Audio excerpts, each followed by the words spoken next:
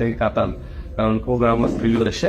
তো আসলে আমি কি করি, মূলত আমার কাজটা কি, আমি বিভিন্ন দেশে যাই।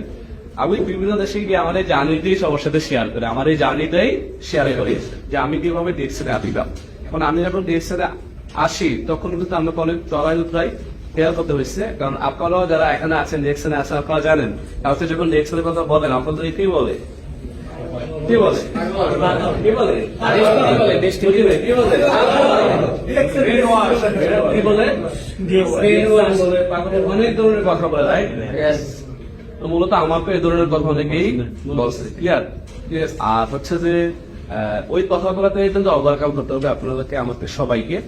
আর বিশেষত যে আমি যে এখানে আসলাম, আমার প্রথম জার্নিটা যদি বলি, আমি কিন্তু ডিএক্সএল আসলে ব্যবসা করার জন্য আসি নাই, বলতে আমি ডিএক্সএল এর প্রোডাক্ট বিল্ডের জন্য আসছিলাম। আমার মাথায় প্রচুর কথা হয়েছে।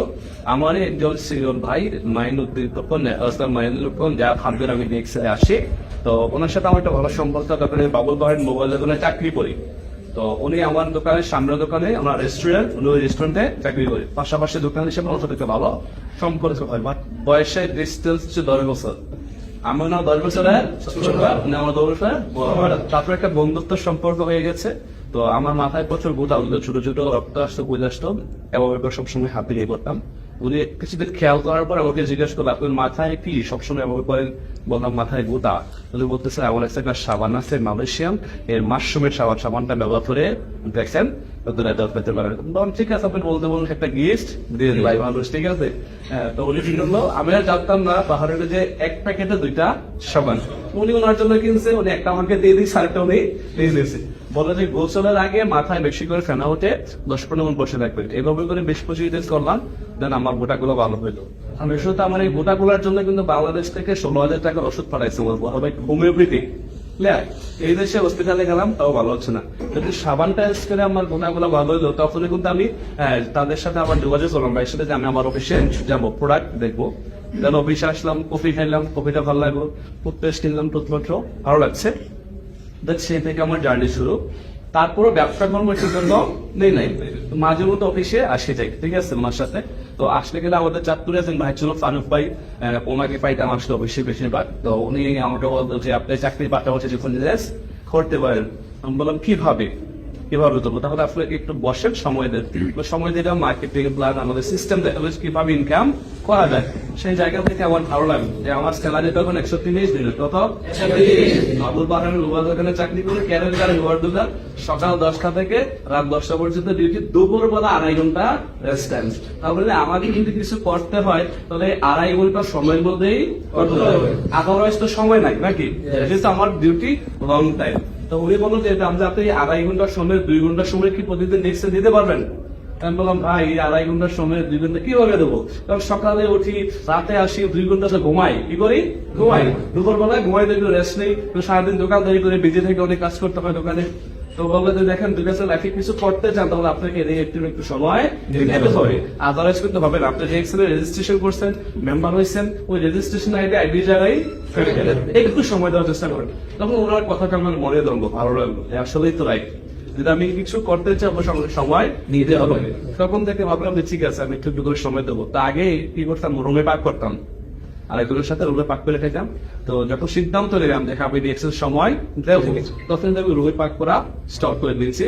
এখানে পাশে আমাদের আলী ভাইয়ের একটা পরিবেশ ছিল, ওনার একটা রেস্টুরেন্ট ছিল, উনি আবার ওনার রুমে পাক করে খাওয়াইতেন 20-25 জন, 25 দিনে দিতাম, 2 বেলা খাইতাম। তো ওই জায়গায় রুমে পাক করে ওই জায়গায় খাওয়া শুরু করলাম। আর দুপুর বেলা 2 ঘন্টার সময় খাওয়া দাওয়া শেষ করে অফিসে এসে বসে থাকতাম।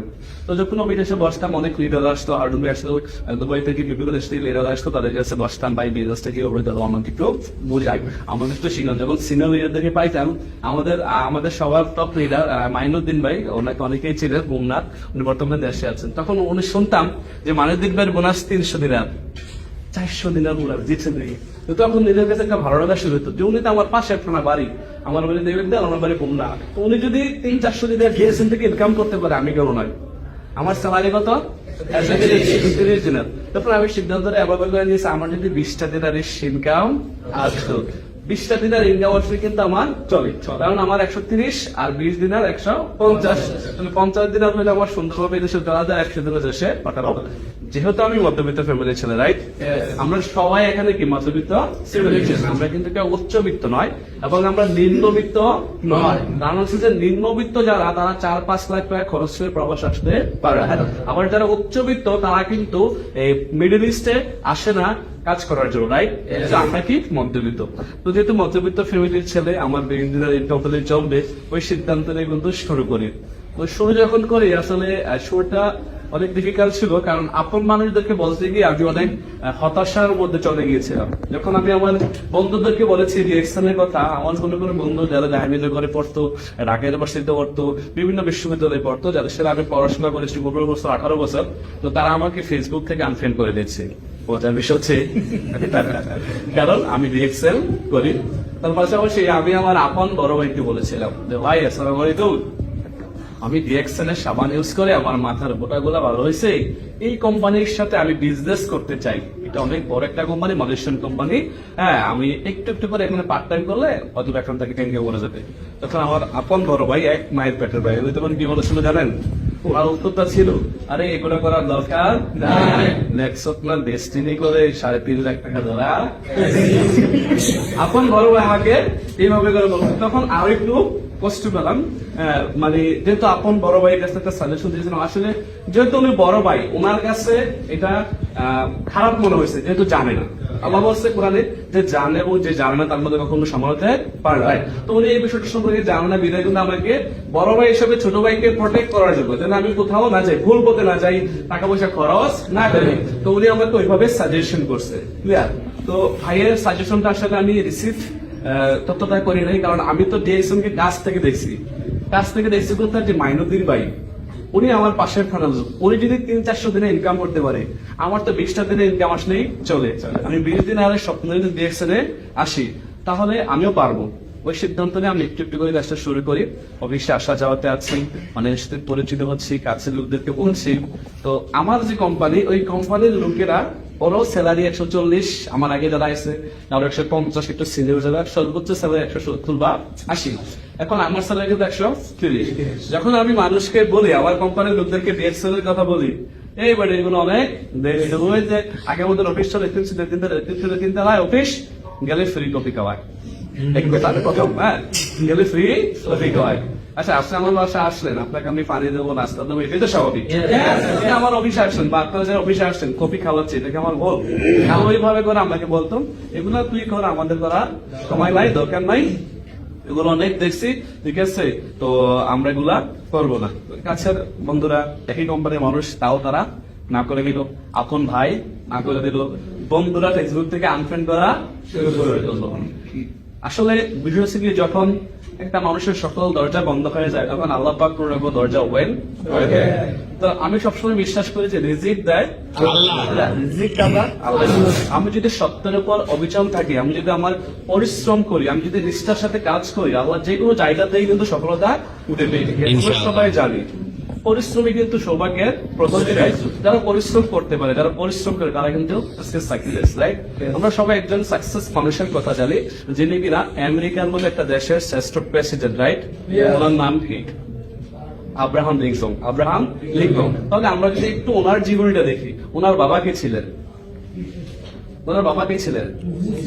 ছিলেন জুতা সেলাই করতেন, জুতা পলিশ করতেন। তাহলে সে ওই জুতা পলিশ করা ছেলে, সে ওই জায়গা থেকে আজকে আমেরিকার মতো একটা দেশে কি হয়েছে, এবং তাকে মানা হয় সর্বকালের শ্রেষ্ঠ প্রেসিডেন্ট আমেরিকার। ক্লিয়ার? তার নাম কি? তাহলে সে যদি পারে, আমি কেন নয়, আপনি কেন বলেন? তার বাবা, আমরা অনেকেই মনে করি যে আমি তো অনেক শিক্ষিত না, আমি তো অনেক স্মার্ট না, আমি তো অনেক পড়াশোনা করি নাই, আমি আপনাদের মতো গিয়ে